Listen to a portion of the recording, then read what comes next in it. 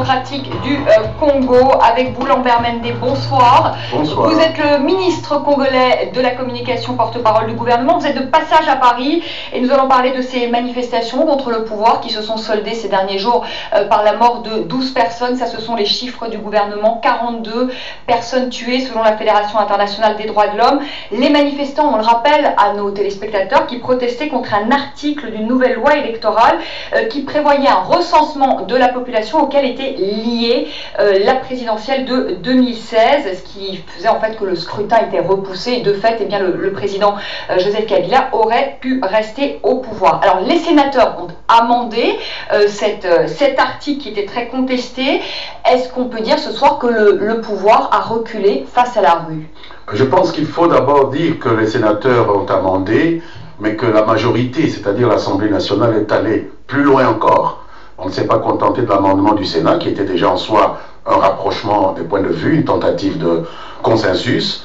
L'Assemblée nationale, approchée par la majorité présidentielle, a décidé simplement de retirer l'incise, l'alinéa 3 de l'article 8 de cette loi qui a provoqué une poussée de fièvre entre les Congolais. Pour rien au monde, la majorité n'aurait souhaité que des Congolais se rentrent dedans, comme on l'a vu, que ça aille jusqu'à des débordements, où on a eu même à compter des morts, on a eu des pillages, etc. Nous avons donc estimé qu'il fallait ramener le calme, retrouver la raison, et donc le président de l'Assemblée nationale est allé plus loin que ses collègues du Sénat en disant: on retire purement et simplement, puisque notre intention n'était certainement pas de violer la Constitution. Si tel était l'attendement d'une partie de notre population, il n'y a pas de raison de pouvoir persévérer dans ce projet qui... Lambert Mende, le pouvoir a eu peur. Est-ce que vous avez eu en tête, vous Lambert Mende, le gouvernement, le président Kabila, est-ce que vous avez eu en tête à ce moment-là Blaise Compaoré chassé, balayé par la rue? Nous savons ce qui s'est passé au Burkina Faso, madame. Ça n'a rien de comparable à ce qui s'est passé à Kinshasa. C'était un débat parlementaire qui a eu lieu. Je vous rappelle tout de même qu'au Burkina Faso, le Parlement n'a même pas pu commencer à se réunir.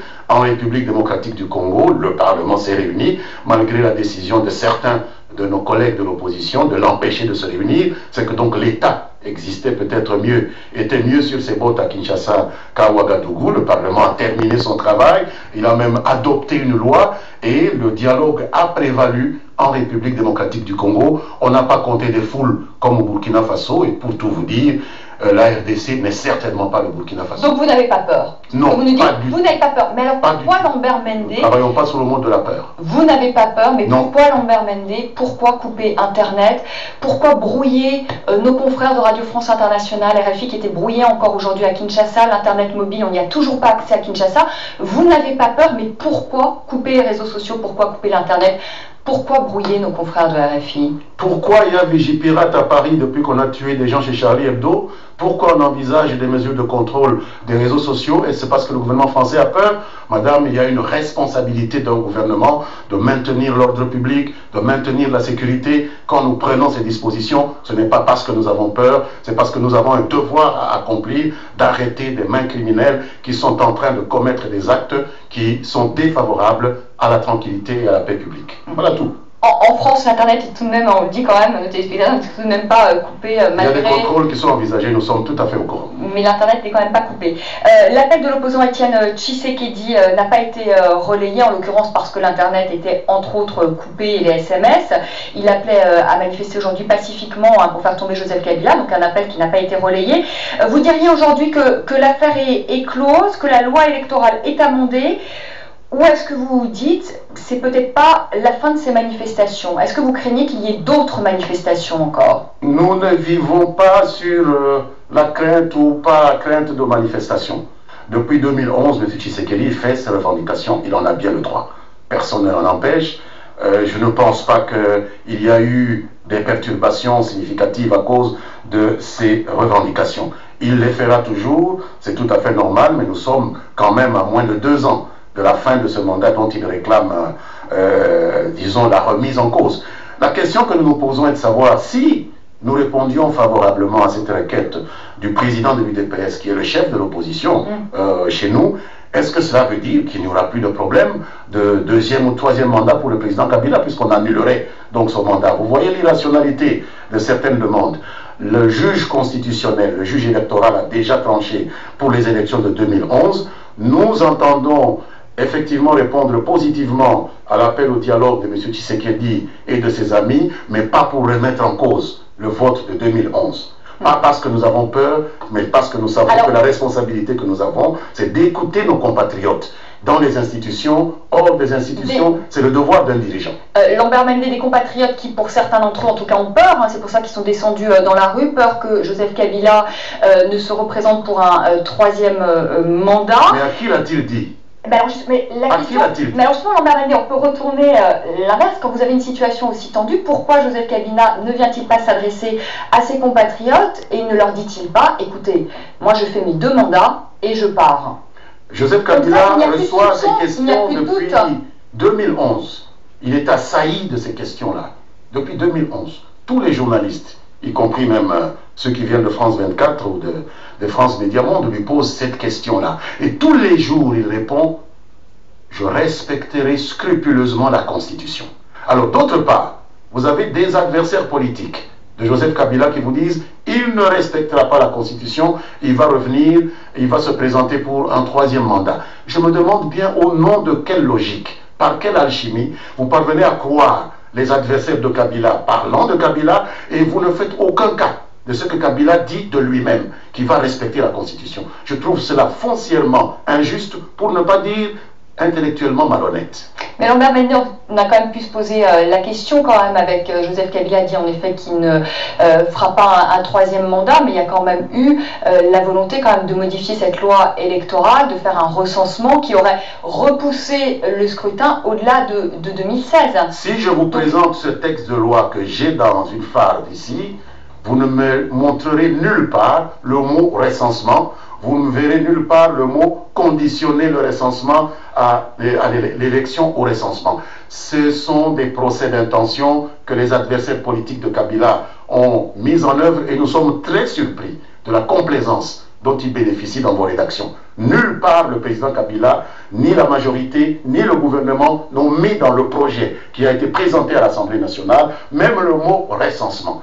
Il est question de tenir compte des données démographiques disponibles. Et je ne connais pas de pays au monde où on fait des élections législatives sans tenir compte de données démographiques disponibles. Et en tout état de cause, le président Kabila, sa famille politique, l'Assemblée nationale, nous avons retiré ces mots. Voilà. Où est le problème? Lambert Mende, il y a un homme qui a disparu. Il aurait été enlevé par des militaires le 21 janvier alors qu'il prenait un café à une terrasse avec des amis. Il s'appelle Christopher Goyi Moutamba. Vous le connaissez? Lorsque la police interpelle une personne, parce qu'on la soupçonne... Il a disparu. Est-ce que vous avez des nouvelles? Excusez-moi. Lorsque la police interpelle une personne, parce qu'elle est soupçonnée d'avoir posé des actes contraires à la loi, en droit, ça s'appelle une arrestation, madame. Ah, donc il a été arrêté. Christopher a été arrêté, il a déjà comparu devant des officiers de police judiciaire. Il faut qu'on cesse ces abus de langage. Lorsqu'il s'agit de la RDC, il y a de ces mots qu'on utilise vraiment simplement pour discréditer le pays. Très bien, donc ceux qui se souciaient de son cas savent ce soir qu'il a été arrêté, qu'il est aux mains des autorités. Pour quelle raison il a été arrêté? À cause de la complaisance de certains médias qu'ils utilisent. Mais là, au moins, voyez, vous êtes là, Lambert Mende. En tout cas, il n'y a pas de complaisance. La famille de M. Goyi, que je connais personnellement, sait bien où M. Goyi se trouve. Mais il n'y a pas de complaisance. Vous êtes là ce soir sur le plateau justement de France 24 pour répondre à toutes ces questions. Il y a eu 12 morts, 42 selon la Fédération. 14 morts, donc selon le gouvernement, 42 selon la Fédération internationale des droits de l'homme. Qui est à Paris. Qui est à Paris, qui dénonce une répression policière. Puisque savoir ce qui se passe au Congo mieux que les Congolais, nous disons 14 morts, il y a un groupe d'ONG congolaise qui dit 28 morts, et à Paris, des gens qui travaillent avec des opposants congolais disent 42 morts. Je vous prie de tenir compte des 3 chiffres. Et je vous dis qu'il n'y a pas de on donne toujours le premier qui est vrai, parce que là, il y a des corps, il y a des funérailles qui sont en préparation aux frais de l'État et nous n'avons pas des raisons de cacher d'autres morts parce que ce n'est pas notre police qui a tué ces gens-là. Ils sont morts en train de piller des établissements industriels et commerciaux de privés qui avaient des vigiles armés dotés d'armes létales et qui se sont battus avec eux. Nous regrettons cela, nous jugeons même ces vigiles, mais qu'on ne nous fasse pas porter le fardeau d'un acte dont nous ne sommes pas responsables. Vous êtes à Paris, vous avez rencontré des responsables politiques? Je suis là pour rencontrer des responsables politiques parce que nous avons des Que relations vous ont-ils dit avec... par rapport à la situation en République. Je pense que tout le monde se félicite de ce qu'on ait trouvé un consensus et nous aussi nous nous félicitons parce que s'il y a des gens qui rêvaient de faire du Congo un Burkina Faso, je pense qu'ils se sont rendus compte qu'ils avaient tout faux. Le président Kabila n'est pas le président du Burkina, le Burkina n'est pas le Congo, il n'y a aucune comparaison possible et nous avons la volonté de travailler en symbiose avec notre peuple. C'est pourquoi nous avons fait un pas vers notre peuple. Nous admirons l'effort qui a été fait au Sénat. Nous avons essayé de faire un peu plus et nous avons retrouvé une sérénité entre nous, ce dont nous sommes satisfaits parce que nous sommes payés pour cela, donner la paix à ce peuple. Allez, une dernière question un peu plus légère. La Coupe d'Afrique des Nations, vous suivez. La République démocratique du Congo affronte ce soir la Tunisie. Nos jeunes gens ont fait 2 matchs nuls, je pense qu'ils n'ont pas été défaits, nous les encourageons et nous espérons qu'ils pourront bien se comporter ce soir, nous ramener au moins une victoire qui va leur permettre de se rapprocher de la qualification. En tout cas, tout Kinshasa vibre avec eux et nous espérons qu'aujourd'hui sera le grand jour pour marquer un pas décisif vers la qualification et pourquoi pas plus. Merci beaucoup, merci Lambert Mende d'être venu sur le plateau de France 24 pour répondre à toutes nos questions et nos interrogations. Je vous retrouve dans un instant pour une nouvelle édition et on reviendra évidemment sur la victoire d'Alexis Tsipras.